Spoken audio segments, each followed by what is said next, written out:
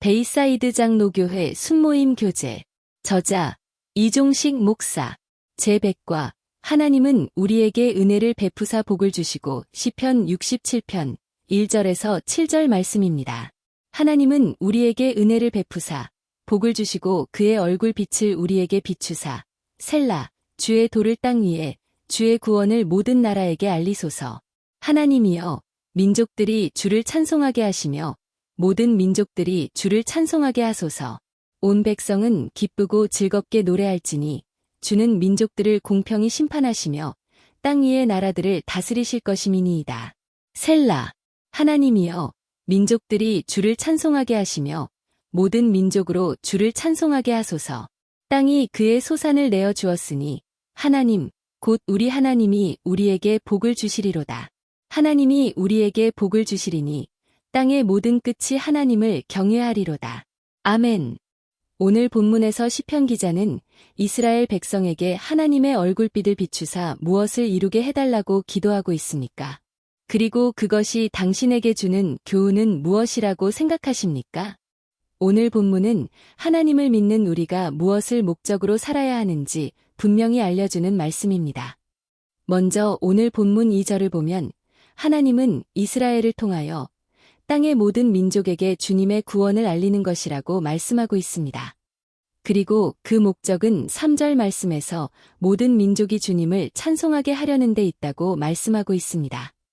그 뜻은 모든 민족이 하나님을 알고 믿게 되어 구원받음을 감사하는 것을 의미하고 있습니다. 우리는 이 말씀에서 왜 하나님이 이스라엘을 택하셨는지를 알게 됩니다. 그 이유는 그들만 사랑하셔서 택하신 것이 아니라 그들을 통하여 하나님의 살아계심과 전능하심을 온 세상에 알리시기 위함이었습니다. 그래서 하나님은 이스라엘을 모델로 삼아서 그 강한 바로의 손에서 구원하시고 홍해를 가르시고 광야를 기적같이 통과하게 하셨습니다. 그리고 가나안을 정복하기 위하여 또한 기적 가운데서 요단강을 가르시고 여리고 성을 무너뜨리며 인도하셨습니다. 그래서 온 세상 나라들이 하나님의 소식을 들으며 하나님의 살아계심을 인정하고 믿기 위함입니다. 그리고 그러한 하나님의 목적대로 하나님이 행하신 일들을 온 세상이 듣고 하나님을 믿게 되는 일이 일어났습니다. 여리고 성에 몸을 팔며 살던 기생 라합이라는 여인을 보면 그녀가 하나님이 이스라엘을 통하여 하신 일을 들으며 하나님을 상천하지의 하나님으로 믿게 되는 일이 일어났습니다. 상천하지의 하나님이란 의미는 하늘과 땅을 다스리는 한 분뿐인 하나님을 의미하고 있습니다. 그러니까 이스라엘을 인도하시는 하나님의 소문을 듣고 라합은 이방 여인으로서 하나님을 유일한 신으로 믿는 자가 되었습니다. 그래서 이스라엘의 스파이들을 도와주었습니다. 그 결과 그녀는 여리고 성이 무너지는 가운데서도 구원을 받게 되고 예수님의 육신의 조상이 되는 반열에 오르게 됩니다. 이런 것을 보면 성경은 아주 극적인 장면을 통해 하나님의 뜻을 알려주고 있습니다. 무엇이 극적입니까? 라합은 이스라엘이 무너뜨려야 하는 여리고 성의 주민인 이방 여인이었고 몸을 파는 기생이었습니다. 그런데 그런 여인이 하나님을 믿음으로 구원받았다는 것이 주는 의미는 말씀 그대로 누구든지 믿는 자는 구원을 얻는다는 것을 말해주고 있습니다. 유대인이 아닌 몸을 팔던 이방 여인도 믿음으로 구원을 얻었다면 이 세상에서 믿음으로 구원받지 못할 사람은 없다는 하나님의 뜻을 알려주신 것입니다. 그리고 정말 극적인 것은 그런 여인이 구원만 받은 것이 아니고 예수님의 조상이 되는 것을 성경은 보여주고 있습니다. 그것이 주는 의미는 누구든지 믿음으로 살면 그 인생의 가치가 바뀐다는 것을 알려주신 것입니다. 그러므로 누구든지 과거가 어떻든지 간에 믿음으로 살기 시작하면 인생의 가치가 바뀐다는 것을 기억하며 소망으로 살아가야 할 것입니다. 이런 깊은 뜻을 하나님은 이스라엘의 가나안 정복을 통하여 우리에게 보여주셨습니다. 이런 것을 보면 성도와 교회 존재의 목적이 어디에 있다는 것을 알게 됩니다. 하나님이 우리를 선택하여 구원하신 이유는 우리만 사랑하셔서가 아니라 우리를 통하여 하나님이 하시는 일을 통해 주변의 사람들과 모든 나라의 하나님이 전능하신 하나님임을 알리기 위함입니다. 그러기 위해서는 믿는 자들이 할 일이 있습니다. 그것은 하나님의 백성답게 사는 것입니다. 하나님의 백성답게 산다는 것은 하나님의 말씀에 순종하는 것입니다. 그리고 하나님을 의지하는 것입니다. 그렇게 되면 하나님은 연약한 우리를 통해 자기의 살아계심을 증거하십니다. 이런 이유로 성경을 보면 하나님은 믿는 사람을 통해 일하실 때 아주 작게 시작하십니다. 그 형편이 인간의 힘으로는 결코 크게 확장되지 못할 형편에서 시작하게 하십니다. 그리고 그들을 도우사 놀라운 일을 하십니다. 그 결과 하나님의 이름이 온 세계에 알려지게 하십니다. 노아나 아브라함을 비롯해서 성경에 나오는 모든 족장들이 그렇게 시작하였습니다.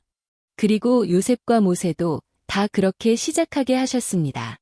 그 결과는 하나님이 누구시라는 것을 분명히 알리는 도구들이 되었습니다. 하나님은 이스라엘 백성들에게 안전하고 큰 땅을 주시지 않으셨습니다. 이스라엘이 받은 땅의 위치를 보면 정말 그런 땅을 왜 주셨나 할 정도로 험악한 곳을 주셨습니다.